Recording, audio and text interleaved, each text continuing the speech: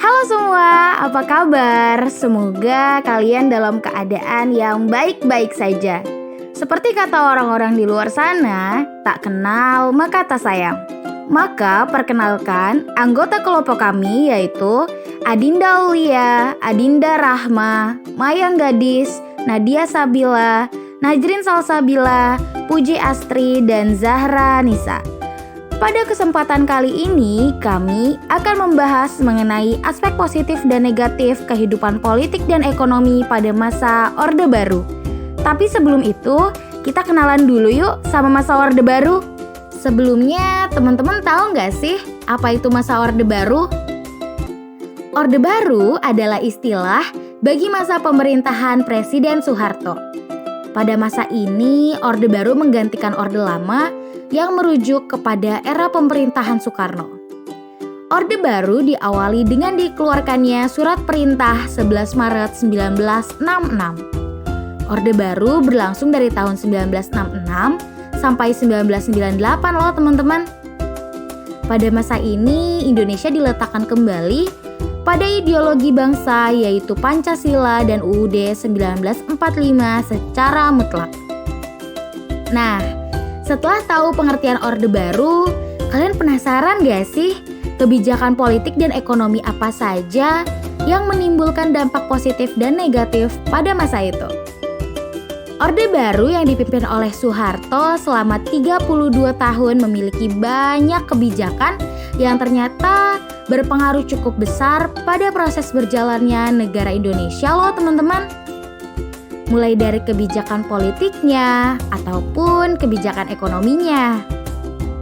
Nah, kebijakan politik yang digunakan terbagi menjadi dua, yaitu yang pertama, kebijakan politik dalam negeri yang terdiri atas pelaksanaan pemilu 1971, penyederhanaan partai politik, duifungsi ABRI, serta pedoman penghayatan dan pengamalan Pancasila.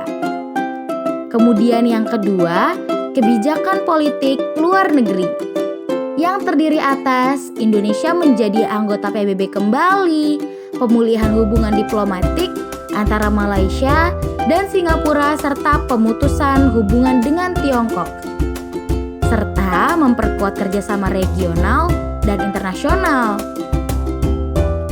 Kalau tadi kita membahas mengenai kebijakan politik pada masa Orde Baru, tentu saja kebijakan ekonomi pada masa itu harus ditelusuri juga nih teman-teman.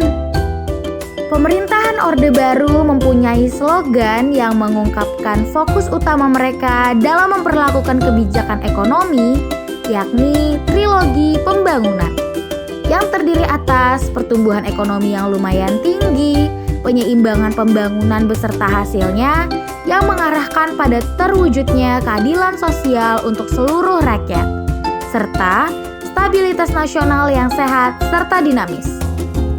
Bukan tanpa dasar atau landasan, trilogi pembangunan diciptakan karena Indonesia pernah mengalami inflasi yang sangat tinggi pada awal tahun 1966. Kurang lebihnya sejumlah 650% setahun loh teman-teman.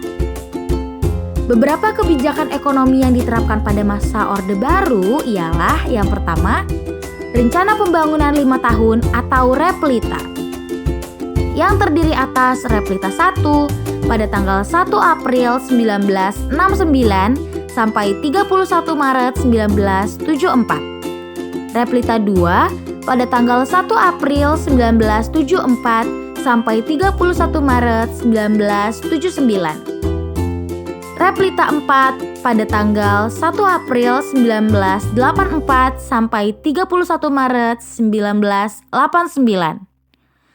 REPLITA 5 pada tanggal 1 April 1989 sampai 31 Maret 1994. Serta REPLITA 6 dimulai pada tahun 1994. Kemudian kebijakan ekonomi yang diterapkan pada masa Orde Baru yang kedua yaitu Revolusi Hijau.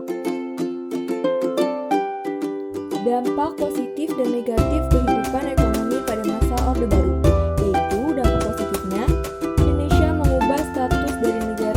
Beras terbesar menjadi bangsa yang memenuhi kebutuhan beras sendiri atau disebut juga swasembada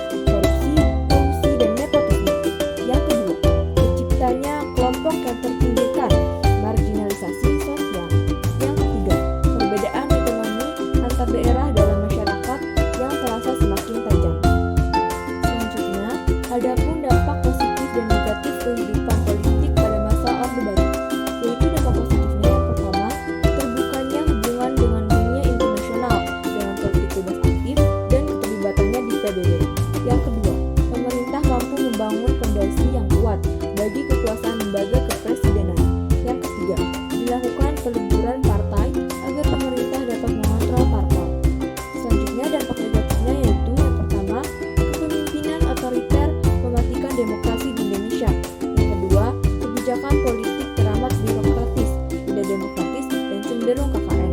Yang ketiga, terbentuk pemerintah yang bersifat otoriter, dominatif, dan sentralistis. Wah, ternyata materi mengenai aspek positif dan negatif kehidupan politik dan ekonomi pada masa Orde Baru ini sangat menarik untuk kita pelajari bersama ya teman-teman. Semoga ilmu dan informasi yang kami sampaikan melalui video ini dapat diterima dan bermanfaat untuk teman-teman semua. Kalau begitu, kami pamit undur diri. Sampai ketemu lagi.